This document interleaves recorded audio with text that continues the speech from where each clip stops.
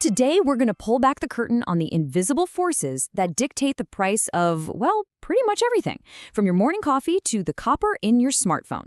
We're talking about commodity price volatility. Now, this isn't just some abstract term for traders on a chaotic exchange floor. Nope.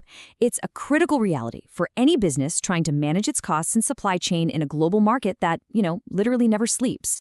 I mean, really think about it. 1 month, filling up your car is no big deal. The next, it's a major shock to your budget, right? That daily coffee can swing from a simple expense to a small luxury.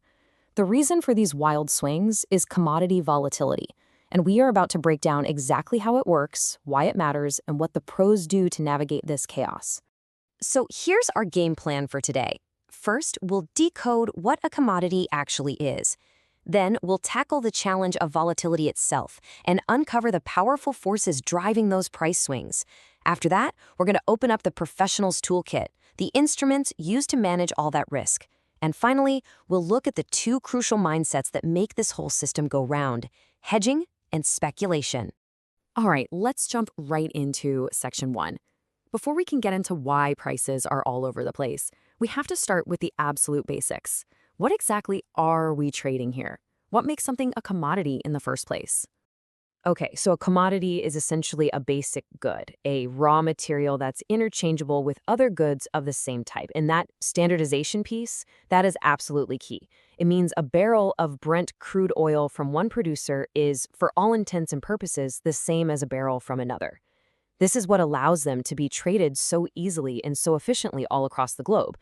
You could say they are the fundamental building blocks of our entire economy. Now, commodities are generally split into two main camps. You've got your hard commodities. These are the things we pull from the ground, like oil, copper, and gold. And then you have your soft commodities, the stuff we grow, like wheat, coffee, and sugar. And this isn't just a label. It's a super important distinction. A mining strike can halt the supply of a hard commodity, while a sudden drought can wipe out a soft one. This means they're vulnerable to completely different kinds of market shocks.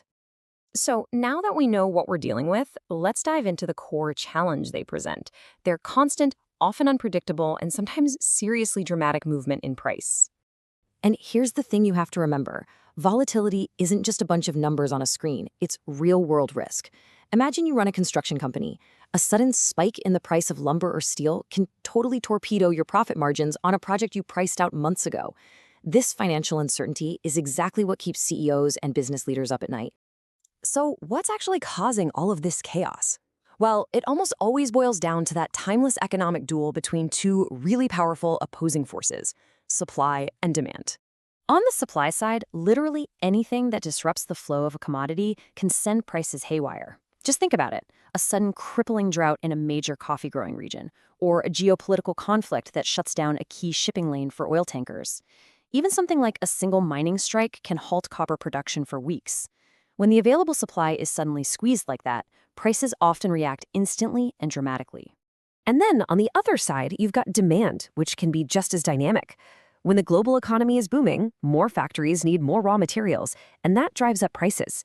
And what about huge technological shifts? The global transition to electric vehicles, for instance, is creating this unprecedented new demand for commodities like lithium and cobalt. It's this constant push and pull from both sides that keeps these markets in perpetual motion.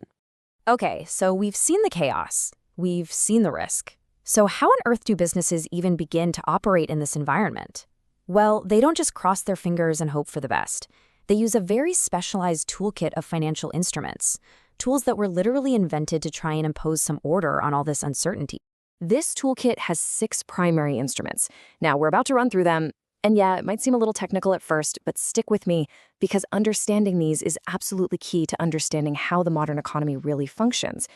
Each one is just a different strategy for dealing with an uncertain future. First up, we've got the spot contract. This is the simplest deal of them all. You need something now, you pay today's price, and you get it. Simple. If you're a baker who suddenly runs out of flour, you go buy it on the spot market. It's fast, it's straightforward, but it offers zero protection. You are completely at the mercy of the market's whims on that particular day.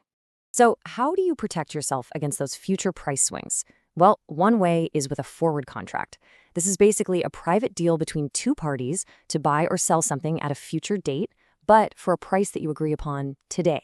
A big chocolate company might use one to lock in the price of cocoa for next year's Halloween candy. It's super flexible, but there's a catch. Because it's a private promise, sometimes promises get broken. Now, a futures contract is like a forward contract, but it's traded on a public exchange. Think of it as a forward with a powerful referee. The contracts themselves are standardized: size, quality, delivery date, which means they can be bought and sold really easily. And since the exchange guarantees the deal, the risk of the other person backing out is pretty much gone. The trade-off? You lose that custom-tailored flexibility. Okay, this is where it gets really interesting. An options contract gives you the right, but not the obligation, to buy or sell at a set price. It's kind of like buying insurance. An airline might buy an option to purchase jet fuel at a certain price. If the market price skyrockets past that, great, they use their option and they're protected. But what if the price plummets? Will they just let the option expire and go buy their fuel at the new, cheaper market rate? It really is the best of both worlds. Next up, we've got something that's a purely financial bet, a contract for difference, or CFT. With these, no physical goods ever change hands. You're not actually buying oil. You're just betting on the direction the price of oil is going to go. It's a way for traders to get financial exposure to a market without ever having to worry about where to store a single barrel of crude. And finally, we have a pretty sophisticated tool called a commodity swap. In essence, this allows a big company to swap its exposure to a volatile, floating market price for a predictable, fixed price. A power company, for example, might swap its floating natural gas costs for a fixed rate. Why? Because now they can budget with certainty. It's all about creating stability in a fundamentally unstable world. So we've gone through the toolkit, but what about the people actually using these tools? In these massive global markets, every single transaction is driven by one of two fundamental motivations. You're either trying to manage risk or you're trying to profit from it. On one side, you've got the hedgers. These are the airlines buying jet fuel, the farmers selling their wheat, the manufacturers buying copper. They're in the market to protect themselves from price volatility and create predictable costs. On the other side, you've got the speculators. They have no interest in using the actual commodity. They're there to profit from its price movements. But here's the crucial part. Speculators provide the essential liquidity that allows the hedgers to find someone to take the other side of their trade. You see, one seeks stability, the other embraces volatility, and right there in the middle, a functioning market is born. So let's bring this all home, shall we? What did we learn today? Well, commodity prices are in constant motion, driven by that complex dance of global supply and demand. This creates very real financial risk for businesses everywhere. To fight this, a powerful toolkit of financial instruments exists to help manage that risk. And the whole system is powered by this fascinating interplay between those trying to avoid risk and those actively seeking to profit from it. Which leaves us with a final question to chew on.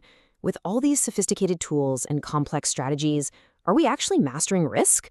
Or are we just getting better and better at managing a force that, by its very nature, will always be unpredictable? Something to think about.